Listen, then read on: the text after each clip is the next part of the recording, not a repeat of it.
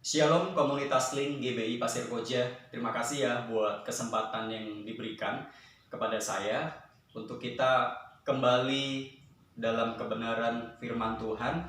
Saya bersyukur buat kesempatan yang diberi meskipun kondisi di sekitar kita sedang tidak mendukung.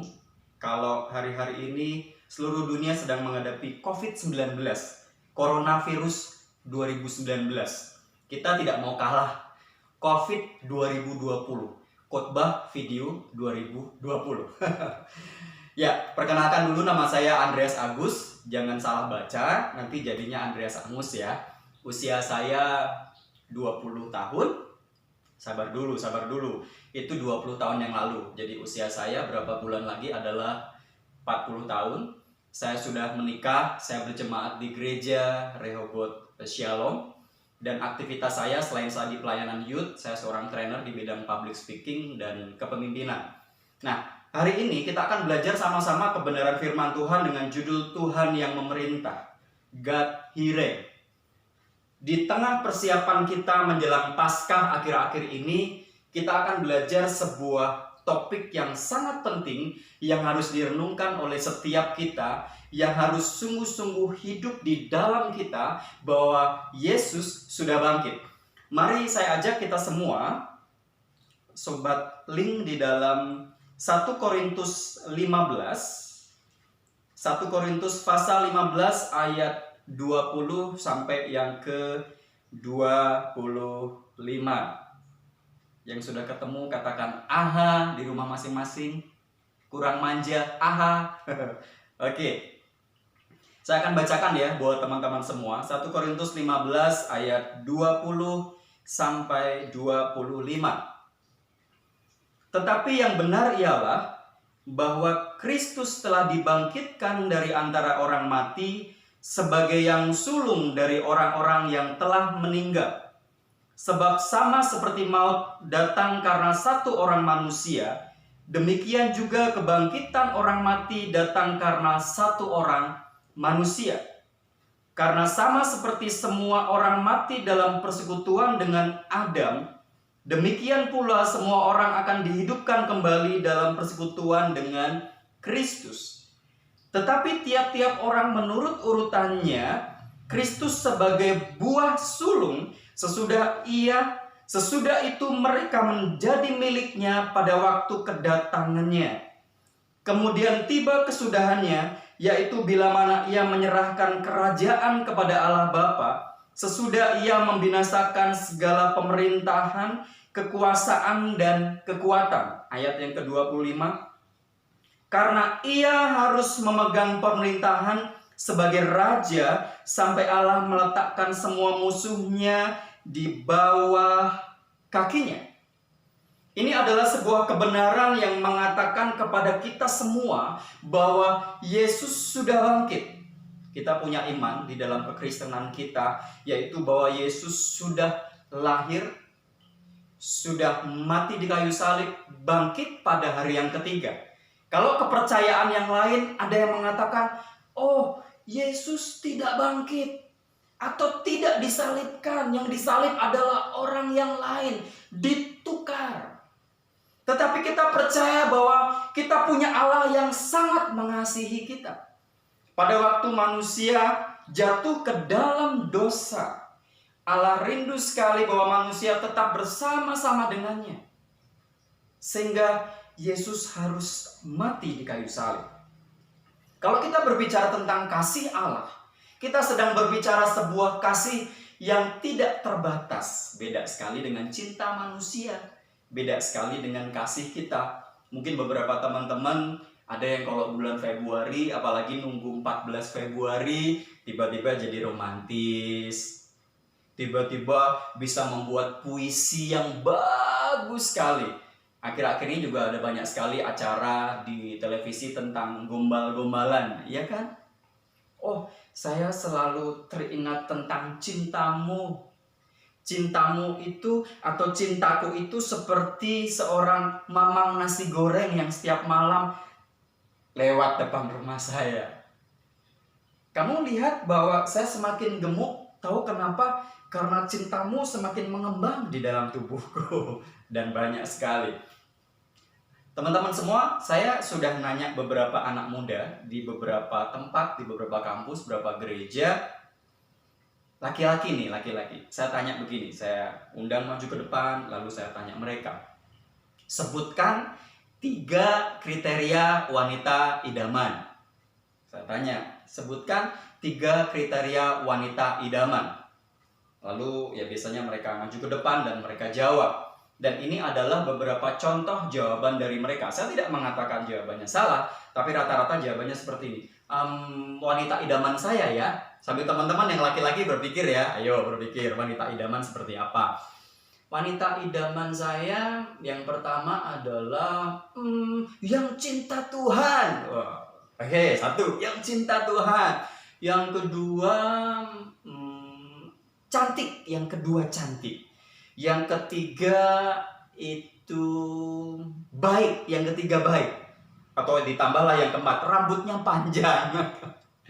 Ya, banyak anak muda boleh saja memberikan jawaban seperti itu. Tapi coba kita lihat satu persatu ya. Seringkali jawaban yang kita sampaikan pada waktu kita mengatakan orang yang mau kita cintai, semuanya menguntungkan kita. Oke lah, jawaban yang pertama, dia adalah orang yang cinta Tuhan. Nanti bersama-sama kita akan melayani Tuhan. Ya Tuhan, ku percaya, dengan pasangan kita. Enak sekali. Oke, itu jawaban 1. Yang kedua jawabannya adalah dia harus yang cantik, dia harus yang baik, dia harus pengertian, dia harus orang yang cerdas. Tanpa sadar, semua jawaban itu menguntungkan siapa? Menguntungkan saya. Dan kok kita lihat definisi cinta, definisi kasih, itu tidak seperti itu. Cinta adalah pada waktu seseorang mau mengorbankan sesuatu buat orang yang dicintainya, buat orang yang dikasihinya. Bahasa Indonesia bagus banget ya, menggunakan kata kasih. Apa itu kasih? Kasih itu kalau saya punya sesuatu, ya saya kasih sama teman-teman. Ini buat kamu. Itu namanya kasih. Dan itu yang Allah lakukan kepada manusia. Itu yang Allah lakukan kepada kita. Karena cintanya, Yesus mati di kayu salib. Allah punya cinta yang tidak dibatasi oleh apapun. Corona melanda tetapi kasih Tuhan itu tetap setia. Corona melanda tetapi Tuhan tetap cinta. Teman-teman, hari-hari ini ada banyak sekali kita yang mungkin hanya beraktivitas di rumah.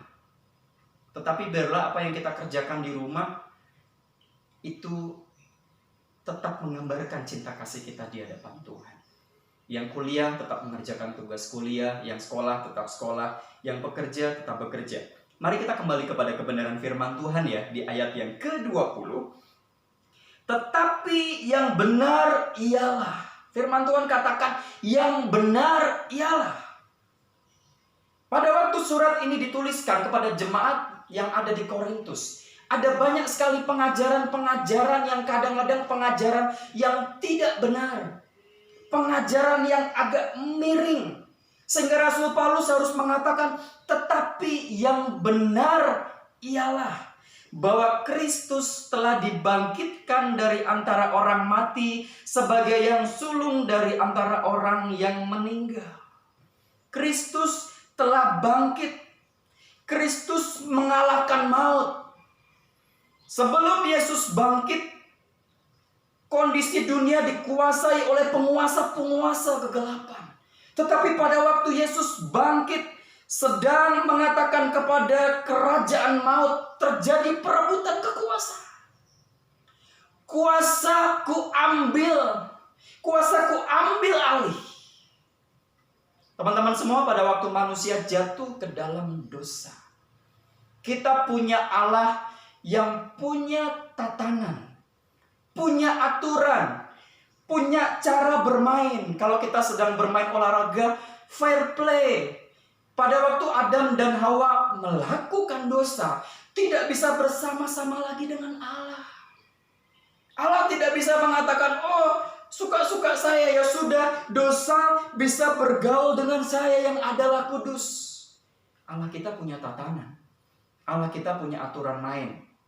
Tidak jujur seperti kita yang seringkali ngakalin. Tahu teman-teman ngakalin? Saya jadi ingat pada waktu saya masih kecil. Saya menikmati masa kecil di kota Semarang. Ada orang Semarang di sini. Nah, pada waktu itu ada beberapa permainan yang cukup populer. Salah satunya adalah permainan petak umpet. Teman-teman siapa yang pernah main petak umpet? Ada yang belum pernah main? Oh, sayang banget.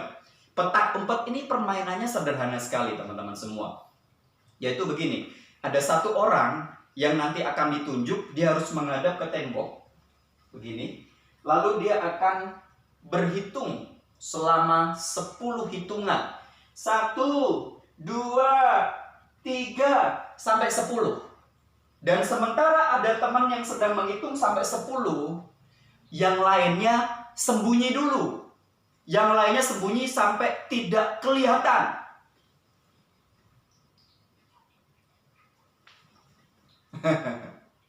Dan setelah 9, 10, maka dia harus cari sampai dapat.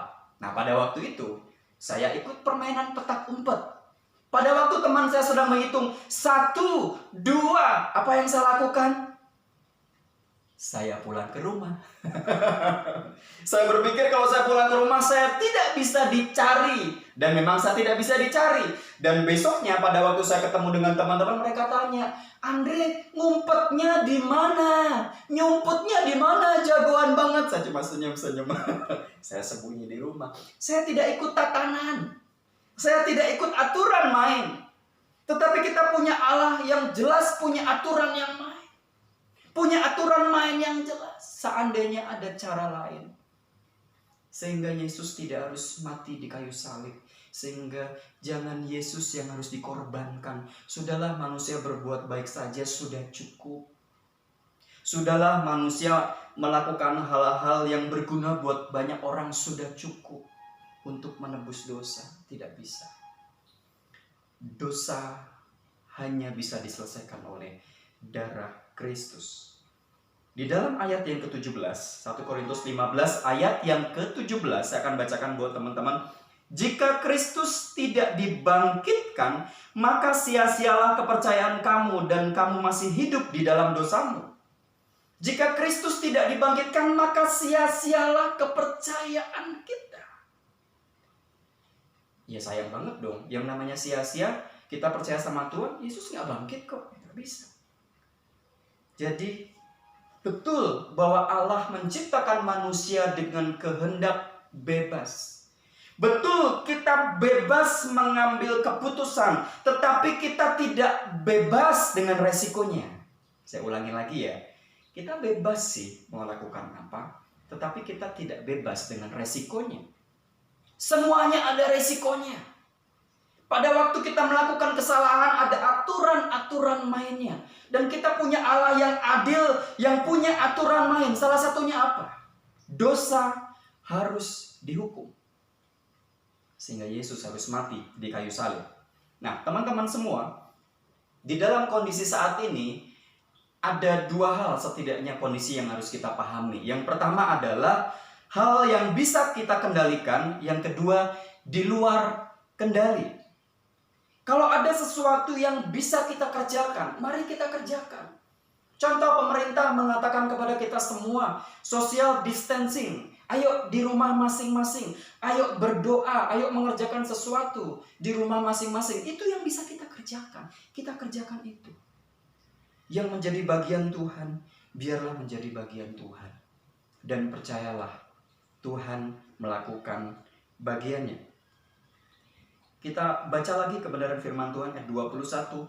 Sebab sama seperti maut datang karena satu orang manusia, demikian juga kebangkitan orang mati datang karena satu orang manusia. Ayat 22. Karena sama seperti semua orang mati dalam persekutuan dengan Adam, demikian pula semua orang dihidupkan kembali dalam persekutuan dengan Kristus. Adam adalah manusia yang pertama. Adam gagal mengemudikan hidupnya. Adam gagal mengelola dan memerintah. Pada waktu Tuhan menciptakan Adam, Tuhan punya planning. Adam, Silakan kelola semua yang ada. Silakan memerintah. Firman Tuhan jelas mengatakan kasih nama binatang-binatang itu. Adam punya otoritas. Pemerintahan berbicara tentang otoritas, tetapi Adam gagal karena dosa. Manusia pertama gagal mengemudikan hidupnya. Tetapi Adam yang terakhir, yaitu Yesus, berhasil mengemudikan hidupnya. Itulah sebabnya pemerintahan diambil alih sama Yesus. Dan kita siap memerintah bersama dengan Yesus pada waktu kita hidup di dalam kebenaran firman Tuhan. Pada waktu kita menerima Tuhan. Engkaulah Tuhan, Engkaulah Raja, berdaulat atas hidupku, ku berserah penuh. Pada waktu kita mengatakan Yesus, Engkau berdaulat, Engkau yang memerintah. Kita izinkan Tuhan yang boleh berperkara. Kita izinkan kebenaran firman Tuhan yang ngatur kita. Bukan kita yang ngatur Tuhan. Seringkali pada waktu kita punya doa, kadang-kadang kita ngatur Tuhan. Tuhan, aku pengen punya cemeweng. Tuhan, aku pengen punya cowok. Tuhan, please dekatkan aku sama koko itu Tuhan. Itu kalau lagi main basket, oh my God, seksi banget. Tuhan, kalau memang jodohku dekatkanlah. Kalau memang bukan jodohku, tolong pikirkan 2 atau 3 kali lagi ya Tuhan.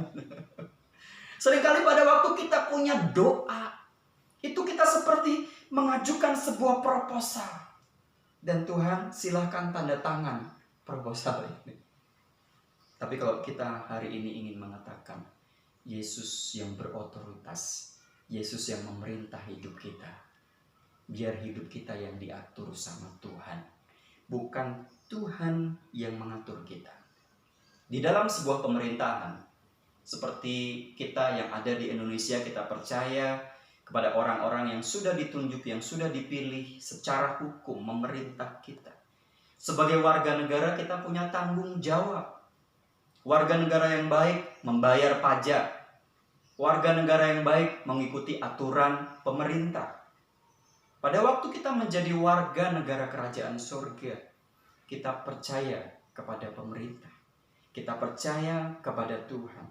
Seperti kita menjadi warga negara. Kita percaya, kita ikut, kita terlibat mendukung, bukan memberontak.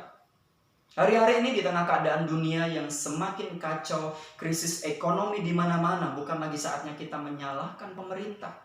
Bukan lagi kita menyalahkan orang-orang di luar sana. Bukan kita hanya sekedar mengeluh, bukan kita memberontak dengan perkataan-perkataan kita. Tapi sebaliknya sebagai warga negara yang baik, kita bawa doa kita di hadapan Tuhan. Kita mendukung pemerintah kita. Kita ada di rumah masing-masing. Bahkan gereja-gereja Tuhan taat kepada otoritas Tuhan. Belajar di rumah, bekerja di rumah, bahkan ibadah di rumah. COVID 2020. Khotbah video 2020. Kita bisa menikmati hadirat Tuhan di rumah kita masing-masing. Kita bisa menikmati kebaikan Tuhan dari rumah masing-masing. Kita bisa menikmati kebenaran firman Tuhan yang memerdekakan di rumah masing-masing. Atau jangan-jangan pada waktu mendengarkan khotbah ini, teman-teman ada yang sambil ngemil, enak banget. Amin. Amin. Jangan senyum-senyum. Amin. Amin. Atau mungkin sambil mendengarkan rekaman khotbah ini ada yang sambil handphonenya 2 sambil balas-balas line, WA, sambil senyum-senyum melihat postingan Instagram teman-teman kita. Kita bisa berharap kita tetap serius di hadapan Tuhan. Caranya boleh berbeda, tapi kuasa Tuhan tetap sama. Amin. Caranya boleh dengan sedikit agak unik, tetapi kuasa Tuhan tidak terbatas untuk bisa menyentuh setiap kita. Komunitas Link GBI Pasir Koja tetap erat dengan Tuhan. tetap menyembah Tuhan, tetap bersekutu di dalam Tuhan, karena kuasa Tuhan tidak bisa dibatasi oleh apapun. Amin, teman-teman semua. Ya, saya mau mengajak kita semua pada saat ini untuk kita sama-sama merenungkan. Kalau misalkan Yesus sudah bangkit dan memerintah, seharusnya kita juga sama. Kita tidak diam saja. Kita melakukan sesuatu yang baik. Hari-hari ini jangan sampai kita buang-buang waktu di rumah kita masing-masing ya. Apa sih yang bisa kita lakukan? Ada tuh teman-teman saya yang main games. Gamesnya apa? Itu tuh ngepasin gambar yang lagi jalan. Ada yang siput jalan, ayam jalan, tek nanti gambarnya dipasin, tek plok, tek plok. Atau mungkin dengan challenge until tomorrow challenge. Wah, dengan foto-foto yang jelek. Atau mungkin ada masih berlaku nggak TikTokan gitu, teng. Masih ada ya. Ada yang mungkin dengan Netflix-nya di rumah, atau ada yang tidur seharian. Tapi kalau link kayaknya enggak. Oh, setiap hari aku datang sama Tuhan. Setiap saat aku merenungkan kebaikan Tuhan, memuji dan membesarkan nama Tuhan. Amin. Luar biasa. Mari kita buka di dalam Yesaya pasal yang ke-60. Yesaya pasal 60 ayat yang ke-1 dan 2. Saya tunggu ya sampai semuanya ketemu. Yesaya 60 ayat 1 dan 2. Kalau sudah ketemu katakan aha. Kurang manja. Aha. Oke, saya kedengaran dari sini. Saya akan bacakan ya buat teman-teman semua. Yesaya 60 ayat 1 dan 2. Bangkitlah, menjadi teranglah, sebab terangmu datang, dan kemuliaan Tuhan terbit atasmu. Sebab sesungguhnya kegelapan menutupi bumi, dan kekelaman menutupi bangsa-bangsa, tetapi terang Tuhan terbit atasmu, dan kemuliaannya menjadi nyata atasmu. Firman Tuhan mengatakan kepada kita supaya kita bangkit, menjadi teranglah, sebab terangmu datang. Mari teman-teman semua, saya tidak akan panjangkan kebenaran firman Tuhan saat ini. Tetapi saya mau mengajak kita semua supaya kita bangkit. Kita tidak diam saja, kita melakukan sesuatu yang nyata. Kita lakukan sesuatu yang berdampak buat banyak orang. Kita lakukan aktivitas-aktivitas yang berguna, meaningful life. Di tempat kita masing-masing. Saya percaya Tuhan kasih hikmat kepada setiap kita dengan setiap keterbatasan kita. Kalau saya diizinkan sebelum saya tutup khotbah saya saat ini, saya ingin menyaksikan kebenaran firman Tuhan. Kalau teman-teman lihat postur tubuh saya sekarang ini, saya gemuk atau kurus nih. Kurus ya. Saya sudah naik berat badan 10 kilo. Ya, saya sudah naik berat badan 10 kilo. Saya dulu pernah ngomong di depan cermin. Kenapa kok saya diciptakan hitam, kurus, kucel, hidup lagi? Saya pernah menjadi orang yang sangat minder. Saya pernah menjadi orang yang kalau misalkan ketemu sama orang, kenalan namanya siapa, nggak berani lihat wajah. Nunduk aja terus begini. Sampai akhirnya saya jadi pemain band underground waktu saya SMP. Tapi karena kebaikan Tuhan, keajaiban Tuhan, saya bertemu Tuhan secara pribadi. Kalau saya ceritakan, wah bisa berjam-jam saya cerita kebaikan Tuhan. Tapi saya ingin sampaikan kepada komunitas Link semua saat ini, percayalah bahwa Tuhan baik buat setiap kita. Dan lewat perenungan saat ini, waktu kita sedang merayakan Paskah, kebangkitan Kristus, kita juga boleh bersama-sama. Aku juga bangkit. Aku menjadi orang yang menang, bahkan lebih dari pemenang. Ku kan bangkit, nyatakan kebesarannya. Ku kan bangkit. Mari kita bangkit. Mari kita lakukan sesuatu. Teman-teman semua, saya mau mengajak kita semua sebelum saya akhiri khotbah saya saat ini. Yang pertama adalah kita bersyukur buat kebaikan Tuhan. Kita bersyukur buat korban Kristus atas setiap kita. Dan dimanapun kita berada dan apapun yang kita kerjakan, Saat ini kita mengatakan kepada Tuhan, Tuhan terima kasih buat kebaikan-Mu. Biarlah Tuhan yang boleh memerintah hidupku. Karena kami percaya bahwa setiap keputusan Tuhan, setiap apa yang Tuhan katakan kepada kita semua itulah yang terbaik. Mari kita sama-sama berdoa. Tuhan terima kasih buat saat ini di tengah kondisi di sekitar kami yang mungkin sempat membuat kami gemetar dan khawatir. Kami percaya kepada kebenaran firman Tuhan bahwa pemulihan itu ada. Kami membawa bangsa ini. Kami berdoa buat pemerintah Indonesia, buat presiden, wakil presiden, buat semua stafnya. Kami teringat dokter, tenaga medis yang ada. Tuhan tolong setiap mereka. Pulihkan bangsa kami Tuhan.